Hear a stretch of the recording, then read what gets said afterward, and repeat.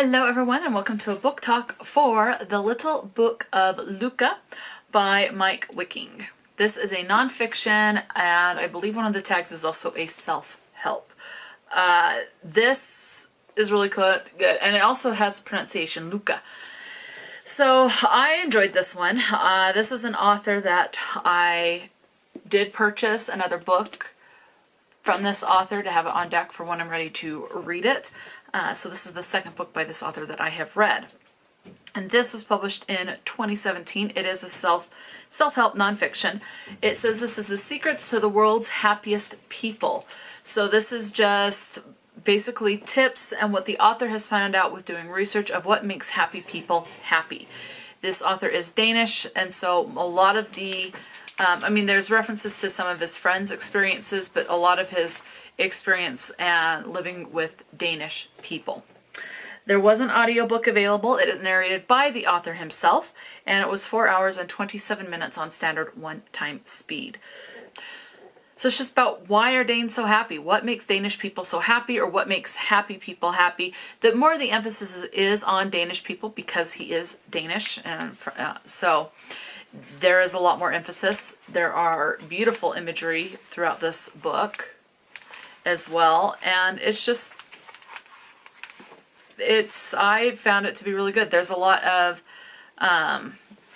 you do learn some other stuff, like for example there's this thing about togetherness, and so there's an what is considered togetherness in Denmark, Perth, Australia, the Netherlands, Detroit, USA, Okinawa, Japan, Mexico, and Western Africa. And so at the end of each chapter, there's something about different regions throughout the world that to kind of help tie it in. For example, here's this excerpt on kindness, and we have London, UK, Hyderabad, India, Warsaw, Poland, Istanbul, Turkey, Malaysia, Spain, and Rio de Janeiro, Brazil. So, there's just some fun, interesting facts in this. This was 285 pages, and in case there are some words you want nothing to do with, let me tell you what is in this. We have the following words: damn, 1 time, shit, 4 times, suicide, 3 times, the word God once, not in religious context, cancer once, fuck 8, hell once, asshole once, and bitch twice. Those are the words usages. As far as content or trigger warnings, it's a self-help book. And so there's not any content or trigger warnings. Same thing with representation. And I would say use your imagination, but it's a self-help book. So it's not like it's delving into watching someone do things or anything like that. So there's nothing overtly as far as orientation or racism or not racism, that's not the word I'm looking for, ethnicity that I could find. It does delve into other countries, so you do have obviously with Africa and then Mexico and stuff like that, but most of it is his own anecdotes with people that he's interacted with. So, and keeping up with the Joneses is a section. Bowling together, that was interesting. So, the good life and the common good. 9 out of 10 people living in Denmark say they happily pay their taxes. And I know that's more of a struggle in the US because of what our taxes are used for and how they're allocated when you have the state taxes and the country taxes and things like that. So, yeah. So if you want to know what the mindset of people that are continually happy, this would have some interesting facts for you, and that's what this book is about. A couple things that I personally underlined that I thought were pretty good. It says, let's see, what are we holding on to, Sam? Oh, this is an excerpt from Lord of the Rings.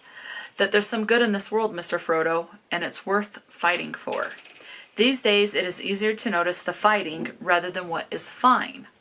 It is easier to point towards the gray skies and dark clouds, but perhaps we all need to be more like Samwise the Stout-Hearted and see what is good in this world of ours. So it's easier to see the fighting, it's easier to see the contention. It's harder for people to notice and pick out sometimes the good. Another thing I underlined says, the more we have of something, the less happiness we derive of it. The first slice of cake, awesome. The fifth slice, not so good.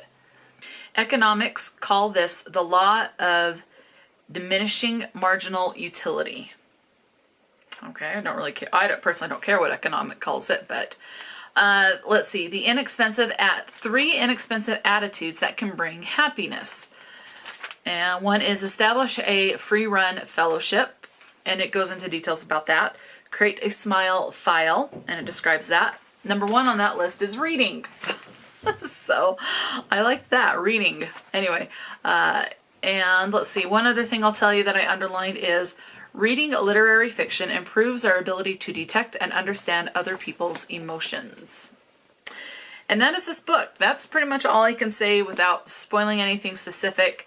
I want you to find these little nuggets that stand out to you personally, that are meaningful to you at this time in your life. I do recommend this author. The writing is simple enough to understand. It does not read like a textbook. It doesn't read like a fiction book either. It does definitely read like a nonfiction, but it is not dense. It is definitely easier to understand, and that's what I appreciate about this. It's definitely easier to understand. So let me know, have you read The Little Book of Lykke?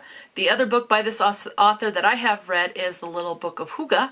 Really enjoyed that one as well. I will be picking up more works by this author. Let me know if you've read anything by this author. Have you read this, or knowing kind of what's in this, are you intrigued to pick it up, or is nonfiction not for you? Definitely let me know. Talk to me in the comment section below. And until next time, stay true to yourself and enjoy a good book. And I will talk to you later.